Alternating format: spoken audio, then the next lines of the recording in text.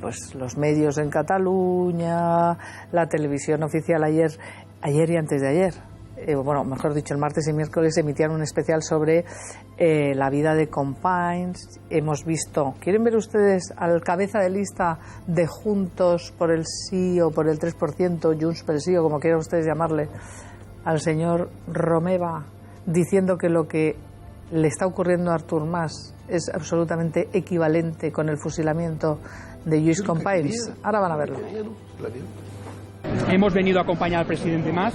Venimos, de hecho, de rendir homenaje a otro presidente, el presidente Companys, que hace 75 años fue fusilado precisamente por reclamar derechos, libertades y, en su momento, la dignidad de todo un pueblo. Hoy, 75 años después, estamos frente al Tribunal Superior de Justicia para pedir exactamente el respeto a los derechos, las libertades, la democracia y la dignidad de un pueblo. Pedro Fernández Barbarillo es historiador. Bienvenido, gracias Pedro por estar aquí. Este es el mensaje que ayer se decía una y otra vez, había pancartas ayer, anteayer, que se está viendo con toda naturalidad esa comparación. Hace 75 años fusilaban. Estamos viviendo un día de la marmota permanente con el franquismo. No hay manera de salir del franquismo, de los años de la República y bueno, parece que vamos a seguir todavía durante varias décadas así.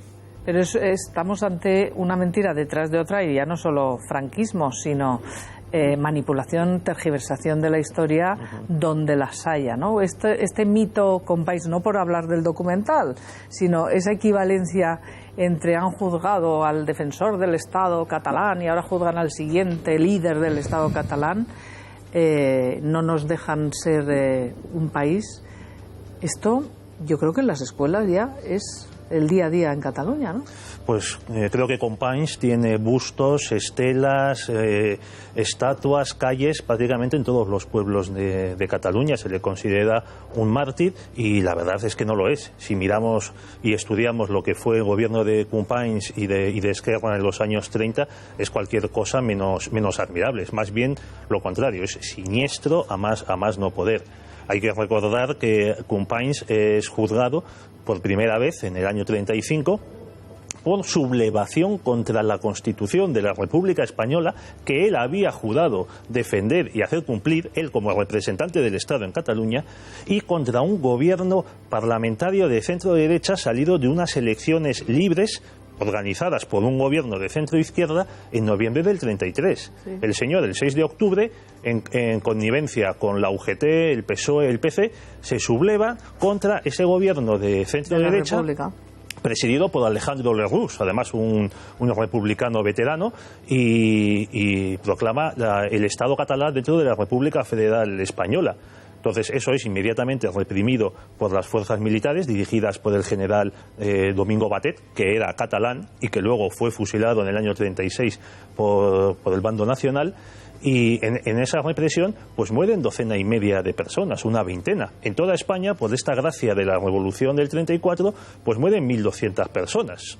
Además, pero 1,5 de muertos en Barcelona. Invocaciones del señor Companys y de sus consejeros a que los catalanes se subleven, tomen las armas, combatan. Por fortuna, eso el pueblo catalán ahí fue sensato y no lo hizo. Pero eso podía haber sido una matanza. Este señor es detenido con sus consejeros, algunos de ellos huyeron por las alcantarillas de Barcelona, vamos, un espectáculo deplorable, y es condenado a 30 años de cárcel. Y luego llega el Frente Popular y es indultado y es repuesto en la Generalitat. Y cuando se produce el 18 de julio, en los meses posteriores, Companys preside una represión brutal en la que mueren más de 8.000 catalanes, según está totalmente documentado, en checas y paseos, la inmensa mayoría de los cuales no tenía absolutamente nada que ver con la conspiración. Eran católicos que iban a misa, eran seminaristas, eran pequeños propietarios, eran abogados, eran profesionales, eran gente que tenía pleitos con otros y se aprovechó para hacerlo. Y, por ejemplo, un caso que quiero comentar es que el sucesor de Companys en la presidencia de la Generalitat, como presidente interino, un militar, Francisco Jiménez Arenas, granadino, participó en el 18 de julio, fue detenido, encarcelado en el barco prisión Uruguay, donde estuvo Companys con su gobierno durante unos meses, fue sacado por unos milicianos de la CNT, paseado el 2 de septiembre del 36, asesinado, y luego se le hace un juicio farsa en el que se le condena a muerte en rebeldía. Desde luego, la ejecución de Companys, como dijo Francesc Cambó, que no le tenía ningún aprecio, las masas de Esquerra habían pasado por delante de la casa de Cambó gritando una cosa tan agradable como «Morí Cambó, visca Companys» o «Visca Cataluña, morí Cambó», y dijo que había sido un gran error de Franco porque había convertido en mártir a un hombre responsable de muchísimos asesinatos y del hundimiento de Cataluña. Bueno, y esa es una manipulación, una tergiversación más de la verdad, de la historia que estamos acostumbrados, porque vemos la diada el 11 de septiembre, la manipulación de la figura de Casanova, pero quiero que volvamos, porque esto es un suma y sigue también en cuanto a la historia. Pero Jordi, es que quiero preguntarle exactamente, porque aprovechando, ahora quiero preguntarle a Pedro, precisamente es que acabamos de pasar el 12 de octubre, fiesta nacional, y hemos visto la catarata de reacciones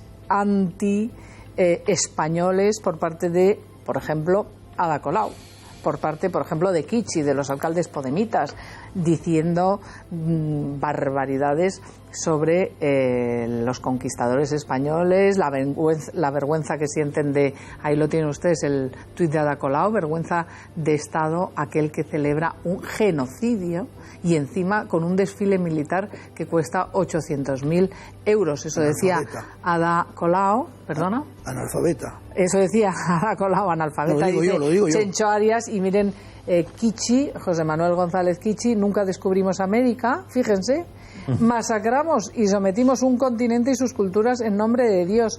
Nada que celebrar. Es que desconocen que precisamente fue España la abanderada en los derechos de los indígenas en América, prohibió la esclavitud 20 y pico años después de la conquista de América, pero es que niegan hasta la conquista.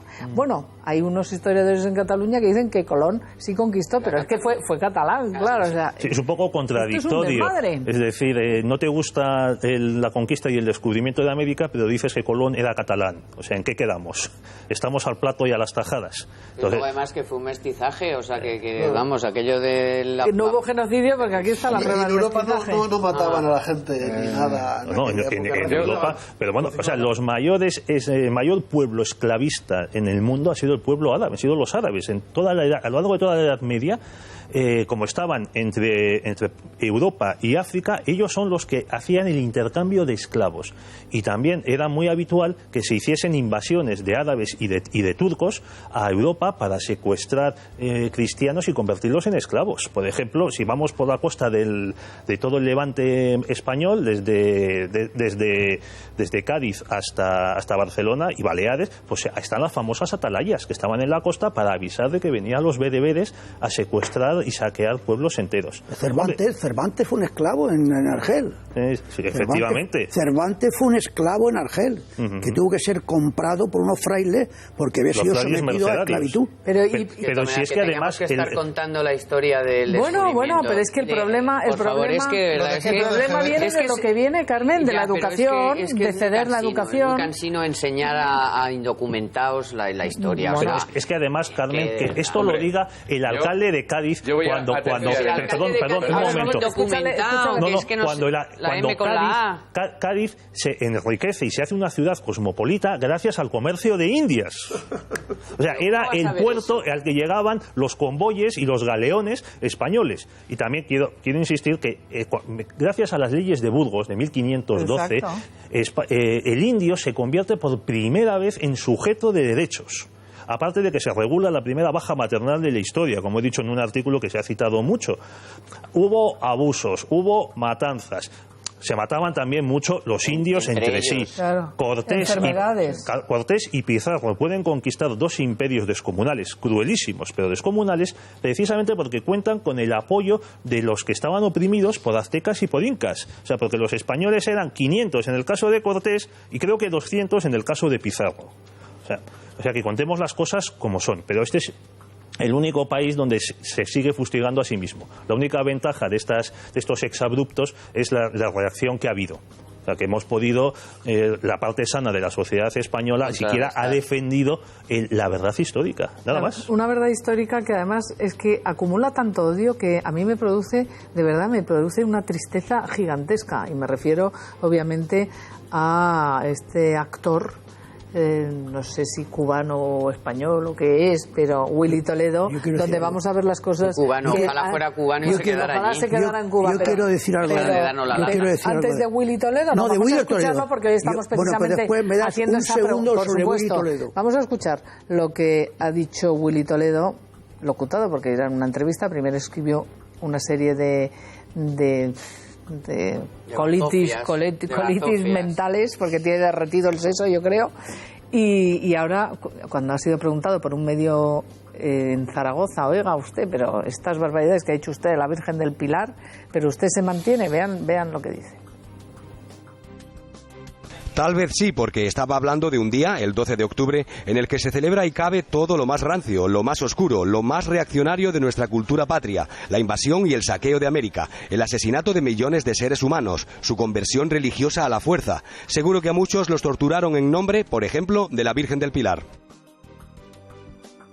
Chencho. Él puede disentir de la conquista española de América, en la que hubo algunas atrocidades que duda cabe, también hubo muchas luces, pero hubo cosas buenas, y de luego la colonización española admite comparación con cualquier colonización europea, con la francesa, con la belga, con la británica, fue más benévola. Pero yo le diría a Willy Toledo, él considera lo de la Virgen del Pilar, no sé por qué se mete con la Virgen del Pilar, insultar, de verdad, directamente, si quiere meterse con la conquista, pero la Virgen del Pilar, él considera a la Virgen del Pilar casposa, a la colonización casposa, a la religión católica casposa, a todo lo español casposo, y es muy valiente. Yo digo, a ver si tiene pantalones a decir lo mismo de Mahoma o de Alá, o de cualquier, o de los islamistas. A ver si tiene pantalones de decir esto de la religión antigua, la católica o la islamista, que va matando gente, porque vemos que los islamistas están matando gente ahora, no como los cristianos hace 350 años. Están matando gente, están decapitando, están esclavizando mujeres, están cogiendo a niños pequeños y los convierten en soldados, ponen las cabezas de tal. A ver si tiene pantalones de decir que los musulmanes son unos bárbaros, que Mahoma era una bestia y que la religión musulmana es retrógrada, cavernícola y del siglo medieval y de la época medieval, como está diciendo los cristianos. A ver, tiene pantalones. Es un poco absurdo de todo modo, me parece a mí, ¿no? Con los parámetros del 2015, ¿no? Juzgar lo acontecido en el 1490, en el 1500, claro. En fin, la historia de la humanidad se cimenta sobre la barbaridad.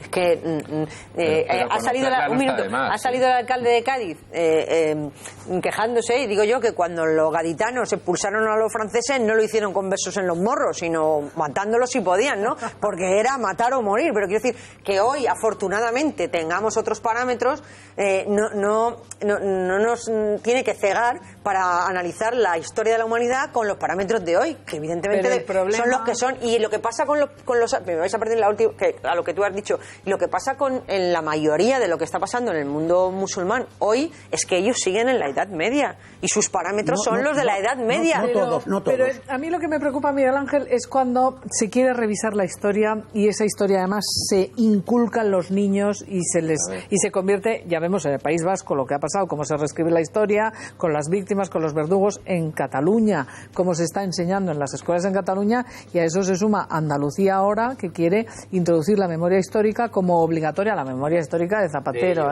cuidado, la memoria histórica tergiversada, manipulada, que acaba con la concordia, con el perdón, de todos. Pero meterla en los niños en la Junta de Andalucía, es que esto trae luego consecuencias. Lo que peor ha salido del Estado autonómico, y creo que hay cosas que han salido muy bien, es la educación.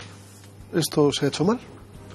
Y se ha dejado a los en cada autonomía que pensaran qué cosa podíamos crear para hacer más odio y entonces se sienten a gusto, ¿no? Lo que yo creo es que recuperar la educación va a ser una tarea imposible. Imposible. Y si no recuperamos la educación, España es un país imposible.